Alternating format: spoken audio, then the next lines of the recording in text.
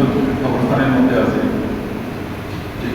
যেগুলো আমাদের সমাজের মধ্যে আছে, এগুলো পরম্পরায় এসেছে, হঠাৎ করে উদয় হয় নাই।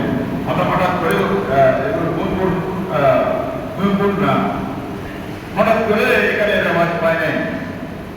এই মিসালে সময় ফাতিহা নিয়াজ তাহমিদ নেজাত নিশা এবং আরো যে সমস্ত বিষয়গুলো আছে সেগুলো যদি বেদাত হয়ে থাকে, আমি অত্যন্ত বিনয়ের সাথে আরোপ করছি যে আমাদের তবলিগী ভাইয়েরা যে 3 দিনের চিল্লা,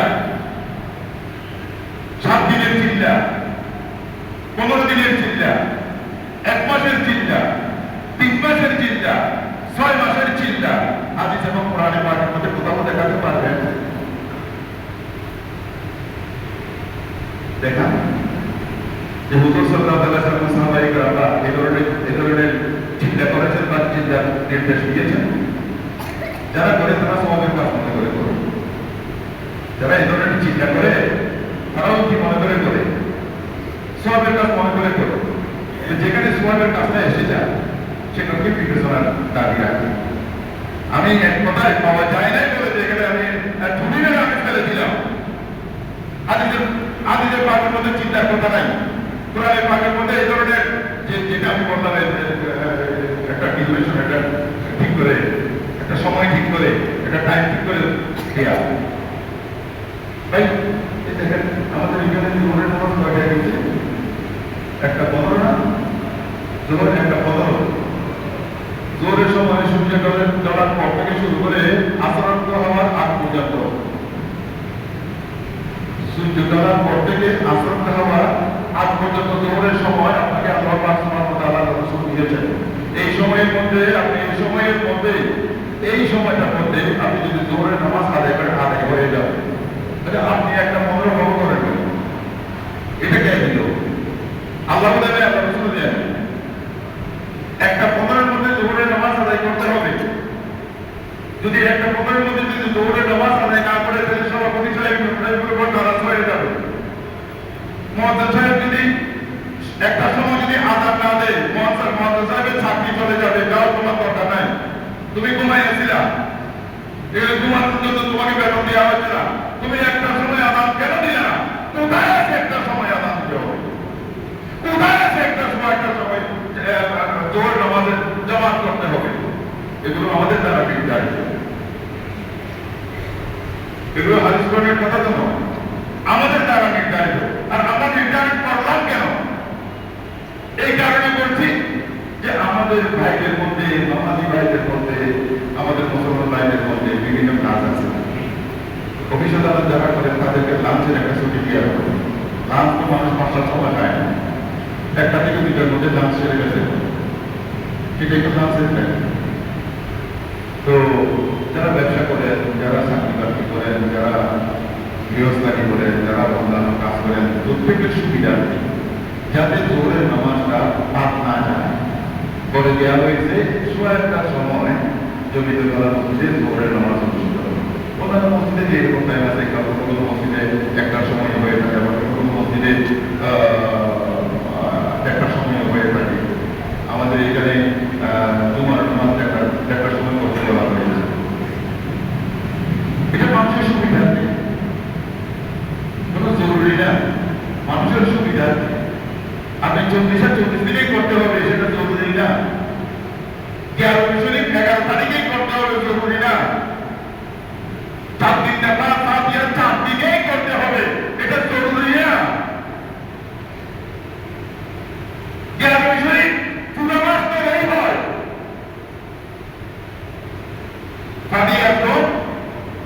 রবি ইসলামিক পুরো মাস তো এই হয়, মিলাদুন্নবী সারা বছরেই হয়। তাহলে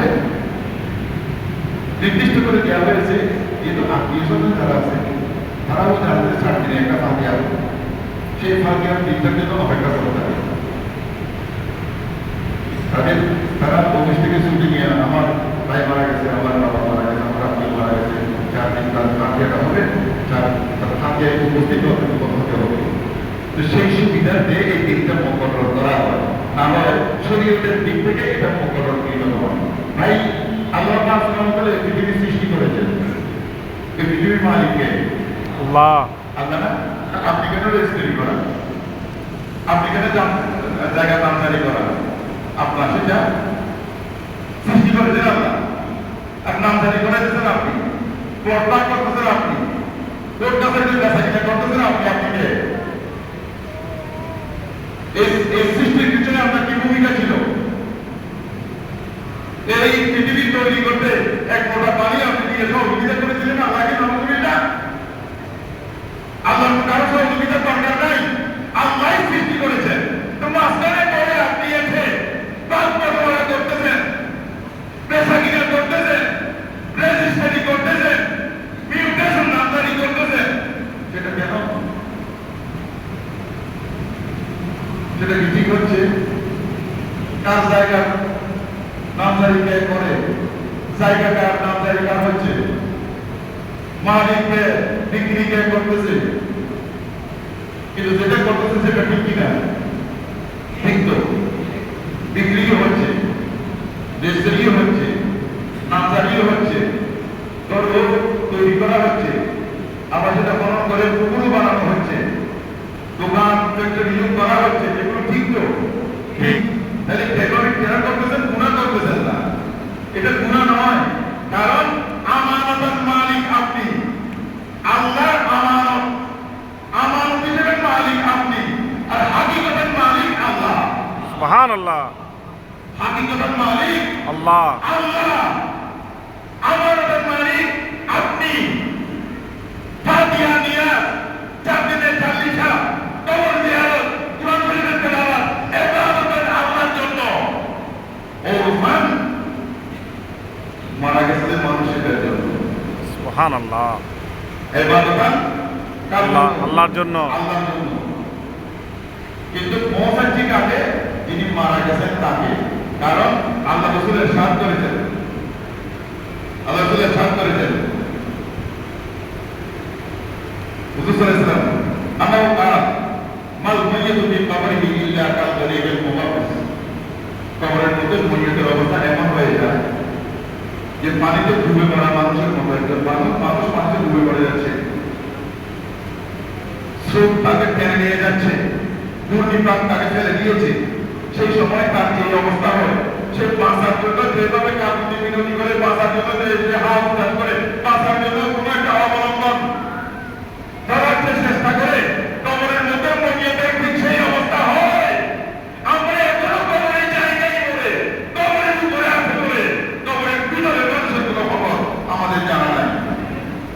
কিন্তু তারা জানে, তারা জানে। ইয়ান্তাজিরু দাওয়াতান তারহাবুহু মিন আবিহি ও আবিহি ও সাদিবিল্লাহ। সেই দোয়ার মুতাবিকি হয়ে থাকে। কবরের মধ্যে মরিয়ত যারা জীবিত আছে তাদের দোয়ার মুতাবিকি হয়ে থাকে। দুনিয়াতে যা যা আমল করেছি, আমি মনে করেছি অত্যন্ত সুধারণার মধ্যে আছি, অনেক আমল করে ফেলেছি, মানে পাহাড়ের পরিমাণ আমার আমল হয়ে গেছে। কিন্তু আল্লাহ পাক সুবহানাহু ওয়া তাআলা পদ্ধতি বলেন, এগুলো কিছুই কবুল করলাম না, তাহলে আল্লাহর সাথে আপনি আমল করতে পারবেন?